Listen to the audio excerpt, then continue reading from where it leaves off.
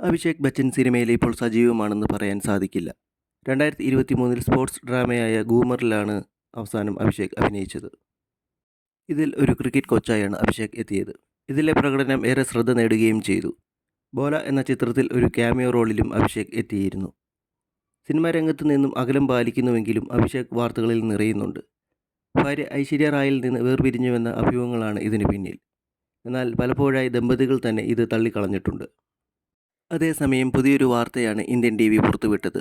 പൊതുമേഖലാ ബാങ്കായ state bank of ഇന്ത്യയിൽ നിന്നും മാസം 18 ലക്ഷം രൂപ അഭിഷേകിന് ലഭിക്കും. അത് പലിശ ഇനത്തിലൊന്നുമല്ല. അതിൻ്റെ കാര്യങ്ങളാണ് ഇപ്പോൾ റിപ്പോർട്ട് ചെയ്യപ്പെടുന്നത്. റിപ്പോർട്ട് പ്രകാരം ഏകദേശം 280 കോടി രൂപയുടെ ആസ്തിയുള്ള അഭിഷേക് ബച്ചൻ മുംബൈയിലെ ബച്ചൻ കുടുംബത്തിൻ്റെ ഔദ്യോഗിക വസതിയായ ജൽസയ്ക്ക് അടുത്തുള്ള അദ്ദേഹത്തിൻ്റെ ആഡംബര ഭവനങ്ങളായ അമ്മു, വാറ്റ്സ് എന്നിവയുടെ താഴത്തെ നില സ്റ്റേറ്റ് ബാങ്ക് ഓഫ് ഇന്ത്യക്ക് പാട്ടത്തിന് നൽകിയിരിക്കുകയാണ്. ഈ പാട്ടക്കരാർ 15 വർഷത്തേക്ക് നീളുന്നതാണ്. ഇത് വലിയൊരു വാടക അഭിഷേകിന് ലഭിക്കാൻ ഇടയാക്കും. സാപ്കി.com റിപ്പോർട്ട് പ്രകാരം അഭിഷേകും സ്റ്റേറ്റ് ബാങ്ക് ഓഫ് ഇന്ത്യയും തമ്മിലുള്ള 15 വർഷത്തെ പാട്ടക്കരാർ സംബന്ധിച്ച വിശദാംശങ്ങൾ രേഖകൾ പുറത്തുവന്നിട്ടുണ്ട്. 18.9 ലക്ഷം രൂപയാണ് ബാങ്കിൽ നിന്നും പ്രതിമാസ വാടകയായി നേടുന്നത്.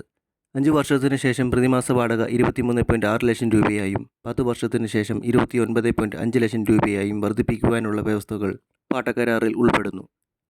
കെട്ടിടത്തിൽ 3150 ചതുരശ്ര അടിയാണ് SBIക്ക് നൽകിയിരിക്കുന്നത്.